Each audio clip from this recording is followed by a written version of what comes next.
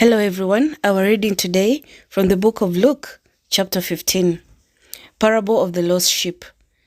Tax collectors and other notorious sinners often came to listen to Jesus teach. This made the Pharisees and the teachers of religious law complain that he was associating with sinful people, even eating with them. So Jesus told them this story. If a man has 100 sheep and one of them gets lost, what will he do? Won't he leave the 99 others in the wilderness and go to search for the one that is lost until he finds it? And when he has found it, he will joyfully carry it home on his shoulders. When he arrives, he will call together his friends and neighbors, saying, "Rejoice with me because I have found my lost sheep." In the same way, there is more joy in heaven over one lost sinner who repents and returns to God than over 99 others who are righteous and haven't strayed away. Parable of the lost coin. Or suppose a woman has 10 silver coins and loses one. Won't she light a lamp and sweep the entire house and search carefully until she finds it? And when she finds it, she will call in her friends and neighbors and say, "Rejoice with me because I have found my lost coin." In the same way, there is joy in the presence of God, of God's angels, and when even one sinner repents. Parable of the lost son. To illustrate the point further, Jesus told them this story.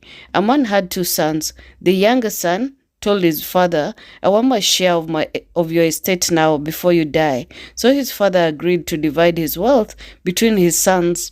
A few days later, this younger son packed all his belongings and moved to a distant land, and there he wasted all his money in wild living.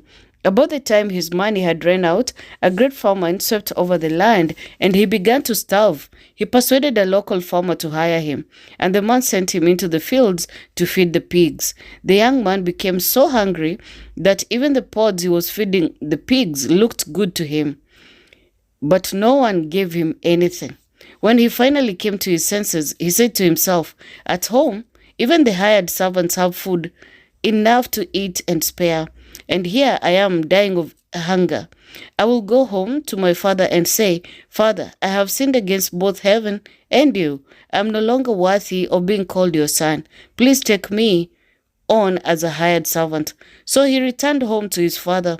And while he was still a long way off, his father saw him coming. Filled with love and compassion, he ran to his son, embraced him, and kissed him. His son said to him, 'Father, I have sinned against both heaven and you, and I am no longer worthy of being called your son.' But his father said to the servants, 'Quick, bring the finest robe in the house and put it on him. Get a ring for his finger and sandals for his feet, and kill the calf we have been fattening. We must celebrate with a feast, for this son of mine was dead and now has returned to life. He was lost, but now he is found.' So the party began. Meanwhile, the oldest son was in the fields working. When he returned home, he heard music and dancing in the house, and he asked one of the servants what was going on. 'Your brother is back,' he was told, 'and your father has killed a fattened calf. We are celebrating because of his safe return.'